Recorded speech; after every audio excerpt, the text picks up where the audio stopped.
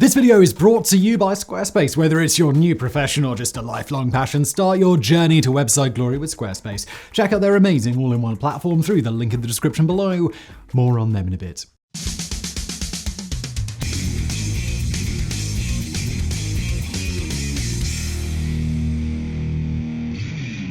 The Chinese aviation industry has expanded significantly in recent years in terms of both quality and quantity. The Comac C919, a twin-engined narrow-body designed to compete with the Boeing 737, has 305 firm orders and entered service with China Eastern Airlines in 2021. The Xi'an Aircraft Industrial Corporation has been successfully marketing turboprop airliners since the turn of the millennium, with 110 MA60s having been delivered and over 600 MA60s and MA600s currently ordered. The Comac ARJ-21 regional jet has been serving Chengdu Airlines since 2016. Certainly, the contemporary Chinese aviation industry is significantly more advanced and developed than many of us in the West would first imagine. What's more, with the Chinese Communist Party always keen to encourage domestic production of goods whenever possible, and Russia recently having been cut off from spare parts and technical support from overseas manufacturers, it may not be long until the impenetrable duopoly of Boeing and Airbus is penetrated by Comac, filling a third seat. This promising and well-deserved potential was not always the case in the Chinese aviation industry, however, and with military aviation production taking priority in Mao's China,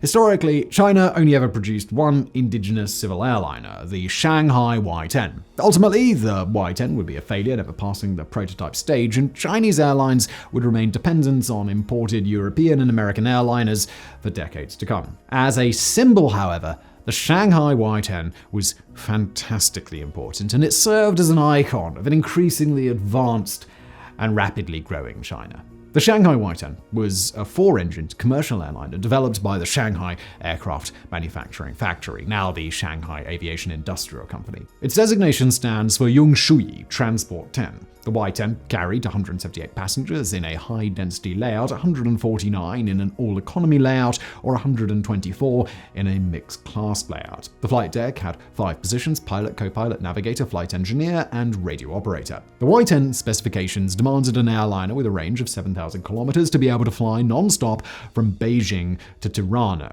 as in this period, Mao's China had very warm relations with Hoxha's Albania.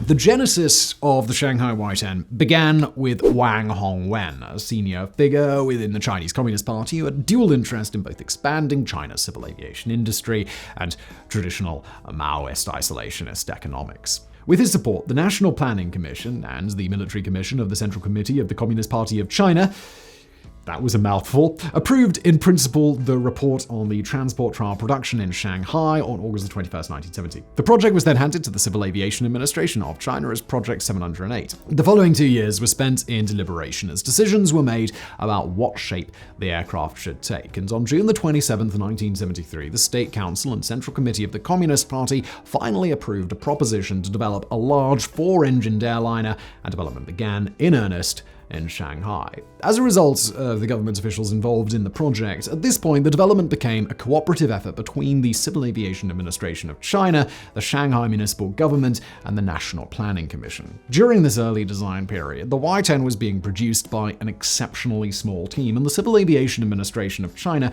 had only 300 people working on Project 708. This number swelled to 800 by 1973, when the project and its staff were assigned to the newly established Aircraft Design Institute under director Ma Fenshang, which itself was later renamed the Shanghai Aircraft Design and Research Institute in 1978. The blueprints and technical drawings of the Y-10 were completed in June 1975, and following the approval of the National Planning Commission, production on the first prototype immediately began at the Shanghai Aircraft Factory. Static testing began on a skeletonized and stripped airframe in September 1976, which was followed by an airframe destructive test on an 80% completed airframe on November 23, 1978. In this period, a wing stress test was also performed, in which the wings met 100.02% of the then Federal Aviation Authority (FAA) standard before failure. Okay, we'll get back to today's video in just a second, but first, here's a quick word from today's sponsor, Squarespace. This is the age of creation. Think about it. Everyone out there on the internet, they're no longer just consuming content, they're making it themselves. You've either got a great idea yourself, or you probably know someone who does. And when it's time to move their project from your head to the screen, in front of you. That's where Squarespace comes in. It's the perfect web tool to help you fashion the internet into whatever you want it to be. Maybe the hands-on type. You've got lots of opinions and ideas about what exactly your website should look like. If so, very cool. Squarespace gives you all of the customization options you could ever want with no updates, no patches, no technical BS to worry about. Or maybe you just need something functional, something that works with minimal thought so you can stay focused on the content and not just the coat of paint. Well, just use one of their quick, beautiful templates to make a website that is both fresh and for you. And once you're done setting up your website, locking in the domain, maybe playing with some of the colors, there's tons of extra features so your site can thrive. Email campaigns, patronage portals, social integrations, member-only areas, analytics, commercial options, 24/7 customer support. Really everything you need is in one place. So when you're ready to get started on that next project of yours, big or small, if it involves a website, it's got to be with Squarespace. Go to squarespace.com for a free trial, and when you're ready to launch your new site, go to squarespace.com/megaprojects and you'll get 10% off your first purchase of a website or a domain. And now back to today's video.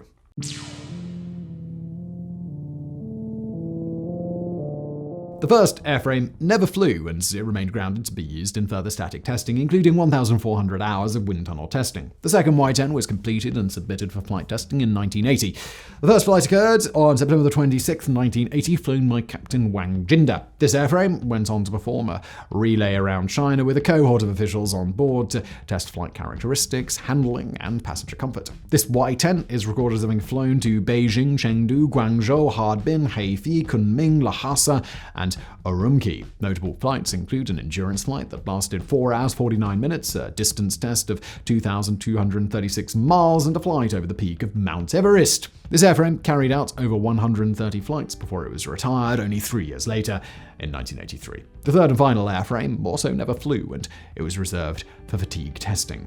The Y-10 had consistent problems with its engines throughout its design life. Initially, designers attempted to copy the Rolls-Royce Spey engine, but could not produce a sufficiently powerful or reliable engine due to the lack of sufficiently experienced engineers. They then went on to attempt to copy the Pratt & Whitney JT3D, and at this point, engineers were significantly more optimistic about their prospects as the Y-10 had grown to become a Herculean national project with more than 5 million yuan's worth of labor, facilities, and capital invested into it. Once again, however, the lack of Chinese expertise in the period proved fatal. The copied JT3D engines, dubbed WS8s, developed serious oil leaks that could not be fixed by the engineers, so these engines were abandoned. Initially, the reverse engineering of the JT3D used engines recovered from a crashed Pakistan International Airlines 707-340 that crashed in December of 1971. In 1972, however, after a visit from American President Richard Nixon and the beginning of a period of cooling off of Sino-American relations, China was allowed to purchase 10 Boeing 707s, which began to be delivered in 1973. From these planes, the engines were reverse engineered. After still having no luck in producing a functional indigenous jet, however, new JT3Ds were simply imported from America and used on the Y-10. The wings of the Y-10 were copied from a Hawker Siddeley Trident. Initially, engineers attempted to copy the wings of a Boeing 707 from photographs. Then, as seen with their attempts to copy the Pratt & Whitney JT3D, they attempted to reverse engineer the wings from fragments recovered from the crash of 1971, before finally moving on to copy them outright from Boeing 707s purchased in 1972. This then took a significant deviation from the 707 playbook from which the Y-10 was designed, and instead they reverse engineered wings from a Trident purchased in 1975. As the final wings. Sadly, the rationale behind this choice remains unclear, as it's not explained in any surviving testimony. It does, however, serve as an interesting rebuttal to the notion that the Y-10 was simply a reverse-engineered 707.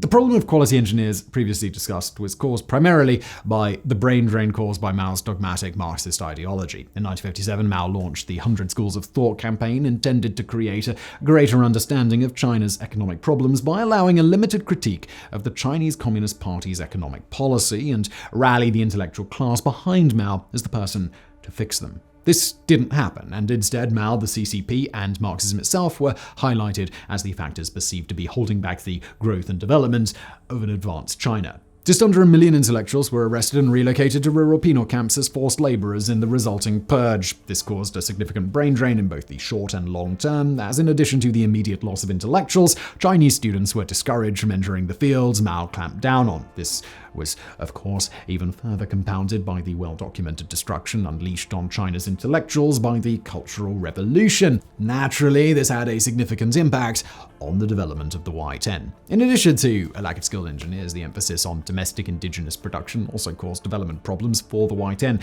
Chinese engineers attempted to replicate Western manufacturing techniques from the resources available to them, and these efforts were simply not successful. For example, the production of the Y-10 to the desired standard required the use of 2.2-meter sheets of advanced aluminium alloy. Chinese industry at this period could only produce 0.8-meter sheets. The Chinese alloy was also much thicker than its Western equivalents, causing the Y-10 to weigh over 128,000 pounds empty compared to 122,000 pounds for an empty Boeing 707-120. It was consequently extremely fuel inefficient.